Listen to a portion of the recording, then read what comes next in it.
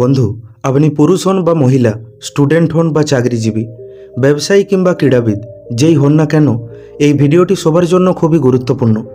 কারণ আজ আমরা এই ভিডিওতে এমন কিছু টেকনিক বা নিয়ম সম্বন্ধে জানব যা আমাদের প্রত্যেকের কাজে লাগবে, যা আমাদের প্রোডাক্টিভিটি বাড়িয়ে তুলবে। আপনি যেই প্রফেশনেই থাকুন না কেন, এই নিয়মগুলি আপনাকে সফল হতে সাহায্য করবে। স্টুডেন্ট থেকে শুরু করে টিচার, চাকরিজীবী থেকে শুরু করে বিজনেসম্যান, এই নিয়ম সবার জীবনেই আমূল পরিবর্তন নিয়ে আসবে। আচ্ছা, আপনি কি নিজেকে অলস বা আনমোটিভেটেড ফিল করেন, বিশেষ করে যখন আপনি পড়াশোনা বা কাজ করার চেষ্টা করেন তখন? যদি আপনার উত্তর হ্যাঁ হয়, তাহলে এই ভিডিওটি অবশ্যই শেষ পর্যন্ত দেখুন, কারণ আজ আমরা এই ভিডিওতে 4টি শক্তিশালী জাপানি কৌশল সম্বন্ধে জানতে চলেছি, যা আপনার অলসতা দূর করে আপনাকে সফল মানুষে পরিণত করবে এবং আপনাকে আপনার লক্ষ্যে পৌঁছানোর রাস্তা খুঁজতে সাহায্য করবে। বন্ধু, আমরা সবাই জানি যে জাপান দ্বিতীয় বিশ্বযুদ্ধের সময় পারমাণবিক বোমা হামলার মতো বিশ্বের সবচেয়ে খারাপ বিপর্যয়ের মুখোমুখি হয়েছে। এছাড়া এটি একটি এমন দেশ যেখানে প্রায়ই বিধ্বংসী সুনামি নেমে আসে। কিন্তু এত বিপর্যয় সত্ত্বেও জাপান বিশ্বের সেরা দেশগুলির মধ্যে একটি হয়ে উঠেছে, সেটা অর্থনৈতিক দিক থেকেই হোক আর উন্নয়নের দিক থেকেই হোক। কিন্তু কিভাবে জাপান বারবার ছিটকে পড়ার পরও আরও শক্তিশালী হয়ে ফিরে এসেছে? উত্তরটি সেখানকার জনগণের শৃঙ্খলা এবং কাজের নীতির মধ্যে লুকিয়ে রয়েছে। তারা এতটাই মনোযোগী এবং অ্যাক্টিভ যে আপনি খুবই কম তাদের দেরি করতে বা সময় নষ্ট করতে দেখতে পাবেন। কিন্তু কিভাবে জাপানিরা এত শৃঙ্খলাবদ্ধ জীবনযাপন করে? উত্তর হলো তাদের গোপন ও বিশেষ 4টি কৌশল। এই কৌশলগুলি তাদের জীবনে শৃঙ্খলা, সাফল্য এবং পরিপূর্ণতা নিয়ে আসে। বন্ধু, আমরাও যদি এই কৌশলগুলি শিখতে বা গ্রহণ করতে পারি, তাহলে আমরাও আমাদের পড়াশোনা বা কাজের ক্ষেত্রে কামাল করতে পারবো। এই কৌশলগুলি আপনাকে একজন সাধারণ ছাত্র থেকে একজন মেধাবী ছাত্রতে রূপান্তরিত করতে পারে। এছাড়া আপনি যদি একজন কর্মজীবী মানুষ হন, তবে আপনি আপনার জীবনে সাফল্য নিয়ে আসতে পারেন। তাহলে চলুন আর দেরি না করে আমরা সেই 4টি কৌশল সম্বন্ধে ডিটেলসে আলোচনা করি। প্রথম টেকনিক হলো কাইজেন। এটা বোঝার জন্য প্রথমেই একটি ঘটনা বলি। একদিন এক মহিলা এক জাপানি ডাক্তারের কাছে যায়। তার সবচেয়ে বড় সমস্যা ছিল তার অতিরিক্ত ওজন, যা তাকে বেশ কয়েকটি শারীরিক সমস্যার সম্মুখীন করে তুলেছিল। তার স্বাস্থ্যে সমস্যা দেখা দিচ্ছিল। তিনি ব্যায়াম করতে চেয়েছিলেন, কিন্তু অত্যন্ত ব্যস্ততার জন্য তার আর সময় হয়ে ওঠেনি। সব শুনে ডাক্তার তাকে প্রতিদিন 1 মিনিটের জন্য তার প্রিয় কোনো গানে নাচতে বলেন। মহিলাটিও সম্মত হন এবং প্রতিদিন 1 মিনিটের জন্য তার প্রিয় গানে নাচতে শুরু করেন। পরবর্তী অ্যাপয়েন্টমেন্টে ডাক্তার তাকে প্রতিদিন একটি সম্পূর্ণ গানে নাচতে বলেন এবং তার জন্য তাকে উৎসাহিত করেন। তারপর থেকে মহিলাটি প্রতিদিন একটি সম্পূর্ণ গানে নাচতে থাকেন। মহিলাটি যখন একবার এই রুটিনে অভ্যস্ত হয়ে গেলেন, তখন ডাক্তার তার রুটিনে আরও অন্যান্য ব্যায়াম চালু করে দিলেন। এইভাবে মহিলাটি সারা বছর প্রতিদিন 1 ঘন্টা থেকে 1.5 ঘন্টা ওয়ার্কআউট করতে লাগলো এবং প্রায় 20 কেজি ওজন কমিয়ে ফেলল। বন্ধু, এটা প্রমাণ করে যে ছোট কিন্তু লাগাতার চেষ্টা বড় ফলাফল এনে দিতে পারে। যদি ডাক্তার মহিলাটিকে প্রথমেই প্রতিদিন 1 ঘন্টা ব্যায়াম করতে বলতেন এবং ডায়েট পরিবর্তন করতে বলতেন, তাহলে মহিলাটি হয়তো কখনোই এটা শুরু করতেন না। এটার থেকে বোঝা যায় যে মানুষের মস্তিষ্ক হঠাৎ কোনো পরিবর্তন পছন্দ করে না। হঠাৎ পরিবর্তন করতে চাইলে সে আমাদের বাধা দেবে, কিন্তু আমরা যদি ধীরে ধীরে সেগুলি করতে শুরু করি, তাহলে খুব সহজেই এগুলি আমাদের মস্তিষ্কের সাথে খাপ খাইয়ে নেবে। ধীরে ধীরে পরিবর্তনের এই নিয়মটিকেই কাইজেন বলে, যার অর্থ ক্রমাগত উন্নতি। বন্ধু, আপনিও যদি আপনার জীবনে কাইজেন ব্যবহার করতে চান, তাহলে আপনার লক্ষ্যকে ছোট ছোট ভাগে ভাগ করে নিন। উদাহরণস্বরূপ, আপনি যদি কোনো নতুন কাজ শুরু করতে চান বা নতুন কিছু শিখতে চান, তাহলে প্রতিদিন এটিতে মাত্র 20 থেকে 30 মিনিট সময় দিয়ে শুরু করুন। প্রতিদিনের দেয়া এই কিছুটা সময় আপনাকে এটিতে অভ্যস্ত করে তুলবে। তারপর ধীরে ধীরে সময়ের সাথে আপনি আপনার সময় ও চেষ্টা বাড়াতে পারেন। মূল বিষয় হলো ছোট এবং কনসিস্টেন্ট প্রোগ্রেসের উপর ফোকাস করুন। আপনি এই কৌশলটি যে কোনো কাজে প্রয়োগ করতে পারেন, তা ব্যায়ামের রুটিন শুরু করা হোক, দীর্ঘ সময় ধরে পড়াশোনা করা হোক, বা অন্য কোনো গুরুত্বপূর্ণ লক্ষ্য অর্জন করা হোক। কাইজেন এই সব কিছুতে আপনাকে সফল হতে সাহায্য করবে। দ্বিতীয় টেকনিক হলো পোমোডোরো কৌশল হলো 25 মিনিটের কাজের সেশনে 5 মিনিটের একটি ছোট বিরতি নিয়ে কাজগুলিকে বিভক্ত করা। ফোকাস বাড়ানোর এটি একটি সহজ উপায়। এইভাবে 4 রাউন্ডের পরে আপনি 15 থেকে 20 মিনিটের একটি দীর্ঘ ব্রেক নিতে পারেন। এটি আপনাকে বিশ্রাম দেওয়ার সাথে সাথে অনেকক্ষণ ধরে পড়াশোনা বা অনেকক্ষণ ধরে কাজ করার সময় ক্লান্তি বা অলসতা থেকে দূরে রাখবে। উদাহরণস্বরূপ, আপনি যদি দীর্ঘ সময় ধরে পড়াশোনা করেন বা কোনো প্রজেক্টে ননস্টপ কাজ করেন, তাহলে আপনি ঘুমিয়ে পড়তে পারেন বা আগ্রহ হারিয়ে ফেলতে পারেন। কিন্তু পোমোডোরোর সাহায্যে পুনরায় আপনি নিজেকে রিচার্জ করতে পারেন। এই ছোট্ট ছোট্ট ব্রেকগুলি আপনাকে ফোকাসড এবং মোটিভেটেড থাকতে সাহায্য করবে। এই কৌশলটি পড়াশোনা করতে এবং বড় কাজগুলিকে আরও সহজ করে তুলতে সহায়তা করে। সাথে সাথে তা আপনাকে সারাদিন প্রোডাক্টিভ থাকতে সাহায্য করে। এই নিয়মটি সেই সমস্ত স্টুডেন্টের জন্য খুবই কার্যকরী যারা দীর্ঘ সময় ধরে পড়তে পারেন না।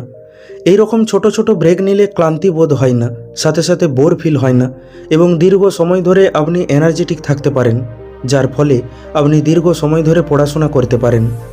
এছাড়া আপনি যদি একজন পেশাদার কর্মজীবী হন, তবে আপনি বিরক্ত না হয়ে কোনো দীর্ঘ প্রকল্পে অনেকক্ষণ ধরে কাজ করতে পারবেন এবং খুব সহজেই সেই কাজে সফল হতে পারবেন। তৃতীয় টেকনিক হলো কাইকাকু। কাইকাকু এমন একটি কৌশল যা দ্রুত ফলাফল আনতে পারে, তবে এই কৌশলটি অ্যাপ্লাই করার আগে ভালো করে এটিকে বুঝতে হবে। এই টেকনিকটিতে আপনি 5টি কেন ব্যবহার করে যে কোনো সমস্যার মূল কারণ খুঁজতে পারবেন, যার জন্য একে 5 হোয়াই টেকনিকও বলা হয়। উদাহরণস্বরূপ, আপনি যদি পড়াশোনা করতে করতে বিভ্রান্ত হয়ে পড়েন, তবে নিজেকে জিজ্ঞাসা করুন, কেন আমি বিভ্রান্ত বা অন্যমনস্ক হচ্ছি? উত্তরে আপনি পাবেন, কারণ আপনি আপনার ফোনের দিকে তাকাতে শুরু করেন। তারপর দ্বিতীয় প্রশ্ন করুন, কেন আপনি আপনার ফোনের দিকে তাকাতে শুরু করেন? উত্তরে আপনি পাবেন, কারণ আপনি সোশ্যাল মিডিয়ার কোনো নোটিফিকেশন দেখতে পান। তারপর আবার আপনি নিজেকে জিজ্ঞাসা করুন, কেন আপনি নোটিফিকেশনগুলি দেখতে পান? উত্তরে আপনি পাবেন, কারণ ফোনটি আপনার সামনে ছিল বলে। তারপর নিজেকে পুনরায় প্রশ্ন করুন, কেন ফোনটি আপনার সামনে ছিল? উত্তর হতে পারে, কারণ আপনি আপনার ফোনটি সবসময় আপনার কাছে রাখতে অভ্যস্ত হয়ে পড়েছেন। তাই বিভ্রান্তি বা অন্যমনস্ক হওয়ার প্রধান কারণ হলো ফোনটি আপনার সামনে ছিল বলে। তাই পরের বার থেকে যখন আপনি পড়াশোনা করতে বা কোনো গুরুত্বপূর্ণ কাজ করতে বসবেন, তখন আপনার মোবাইল ফোনটি আপনার নাগালের বাইরে রাখবেন অথবা ফোনটি ফ্লাইট মোড করে রাখবেন। এইভাবে 5 হোয়াই বা 5টি কেন ব্যবহার করে আপনি যে কোনো সমস্যার মূল কারণ চিহ্নিত করতে পারেন এবং আপনি আপনার জীবনে উল্লেখযোগ্য পরিবর্তন আনতে পারেন। এই জাপানি কৌশলগুলি ব্যবহার করে আপনি আপনার জীবনে শৃঙ্খলা, সাফল্য এবং পরিপূর্ণতা আনতে পারেন।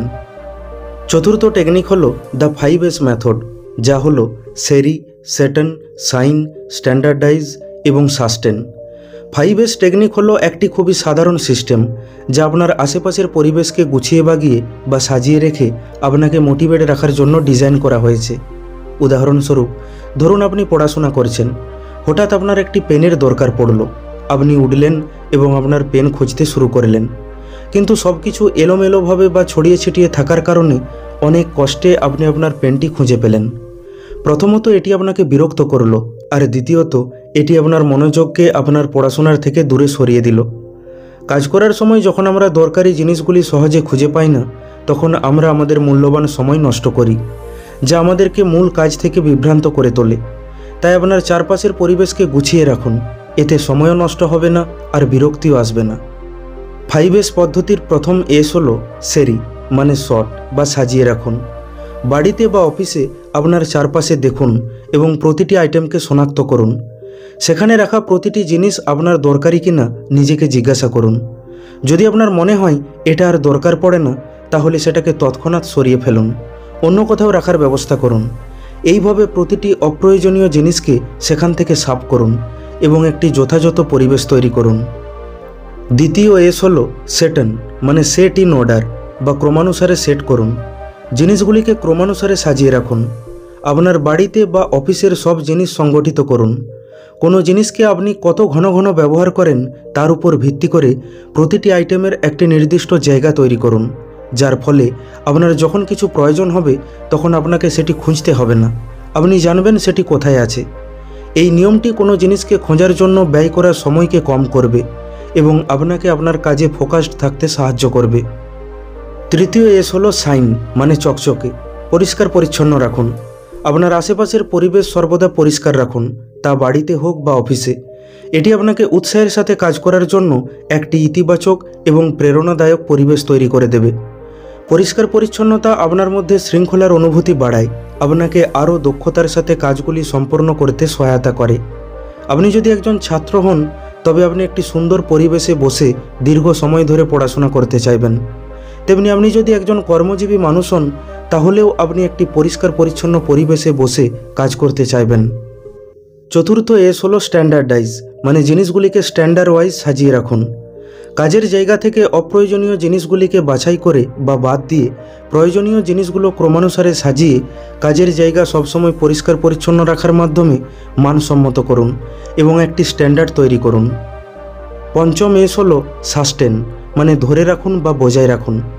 এতক্ষণ ধরে এই যে নিয়মগুলি আপনি জানলেন, এবার এগুলিকে দীর্ঘ সময় মেনে চলুন। প্রয়োজন হলে কাজের জায়গায় নিয়মিতভাবে চেক বা অডিট করার মাধ্যমে সবসময় কাজের জায়গার স্ট্যান্ডার্ড মেনটেন রাখুন। বন্ধু, জাপানি পাসপোর্টকে বিশ্বের সবচেয়ে শক্তিশালী পাসপোর্ট হিসাবে বিবেচনা করা হয়, কারণ এটি অনেক দেশে ভিসামুক্ত প্রবেশের অনুমতি দেয়। জাপানি পাসপোর্টধারীরা ভিসা ছাড়াই 193টি দেশে যেতে পারেন। জাপানি পাসপোর্ট টানা 5 বছর ধরে বিশ্বের সবচেয়ে শক্তিশালী স্থান পেয়েছে, কারণ তাদের রক্তে 5S থাকে, তাই তারা এত ডিসিপ্লিন আর প্রোডাক্টিভ হয়ে থাকে। এছাড়া এই 5S পদ্ধতি প্রতিটি ইন্ডাস্ট্রিতে মেনে চলা হয়। যে কোনো ব্র্যান্ডকে লক্ষ্য করে দেখবেন তারা তাদের শোরুমগুলিতে এই 5S রুল অ্যাপ্লাই করে রেখেছে। কোনো শপিং মলে যাবেন, সেখানে 5S রুল পরিষ্কার দেখতে পাবেন, যেখানে আপনি sort, set in order, shine, standardize আর সাস্টেন সব দেখতে পাবেন। তারা তাদের প্রোডাক্টগুলিকে শর্ট করে ক্রমানুসারে সাজিয়েও রাখে, পরিষ্কার পরিচ্ছন্ন রাখে, স্ট্যান্ডার্ড ওয়াইজও সাজিয়ে রাখে, আর সেটা প্রতিদিন মেনটেনও করে। বন্ধু, আপনিও এই 5S রুল ব্যবহার করে আপনার সময় এবং এনার্জি বাঁচাতে পারেন। সাথে সাথে আপনি আপনার উৎপাদনশীলতা বা প্রোডাক্টিভিটি বাড়িয়ে তুলতে পারেন। তাই বন্ধু, এই 4টি জাপানি কৌশলকে আজই নিজের দৈনন্দিন জীবনে অ্যাপ্লাই করুন, যা আপনার অলসতা কাটিয়ে উঠতে এবং আপনার লক্ষ্য অর্জনে সাহায্য করবে, যার ফলে আপনার প্রত্যেকটি দিন সুন্দর হয়ে উঠবে। প্রত্যেকটি দিনের শেষে আপনার সামনে দুটো অপশন থাকে, হয় আপনি আপনার সেরা বন্ধু হয়ে উঠুন, আর না হয় নিজের শত্রু হয়ে উঠুন। আপনি যা সিদ্ধান্ত নেবেন তা নির্ধারণ করবে আপনি কোনটি হয়ে উঠবেন। বন্ধু, এই নিয়মগুলির মধ্যে আপনি প্রথমে কোন নিয়মটি ফলো করতে যাচ্ছেন কমেন্ট করে অবশ্যই জানান। ভিডিওটি শেষ করার আগে আমি আপনাকে বিখ্যাত দার্শনিক লাও ৎসুর একটি কোট মনে করিয়ে দিতে চাই। The journey of 1000 Miles begins with a single step, মানে হাজার হাজার মাইলের যাত্রা একটি পদক্ষেপ দিয়েই শুরু হয়। তাই আজই একটি পদক্ষেপ নিন এবং নিজেকে সফল করে তুলুন। বন্ধু, আশা করি ভিডিওটি থেকে আপনি কিছু শিখতে পারলেন। ভিডিওটি কেমন লাগলো কমেন্ট করে অবশ্যই জানান। ভালো লাগলে লাইক করে দিন আর আপনজনের সাথে শেয়ার করে নিন। প্রতিনিয়ত এই রকম শিক্ষামূলক ভিডিও পেতে এখনই আমাদের ইউটিউব চ্যানেলটিকে সাবস্ক্রাইব করে নিন। খুব তাড়াতাড়ি ফিরে আসব অন্য একটি শিক্ষামূলক ভিডিও নিয়ে। ভালো থাকবেন। শেষ পর্যন্ত ভিডিওটি দেখার জন্য অসংখ্য ধন্যবাদ।